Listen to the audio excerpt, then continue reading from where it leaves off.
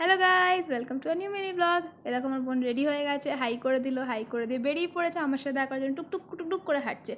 দেখো আমার সাথে দেখা হয়ে গেছে, হাই। এবার আমরা দুজনে চলে যাচ্ছি, ও আমাদের ফ্যামিলিরাও যাচ্ছে। আমরা যাচ্ছি স্টার মলে, এই যে আবার একটু হাই করে দিলাম, বোন হাই করে দিলাম, মায়েদের একটুখানি ক্লিপস নিয়ে নিলাম। এ দেখো আমরা পৌঁছে গেছি স্টার মলে, আর ঢুকেই আমরা কফি খেতে চলে গেছিলাম।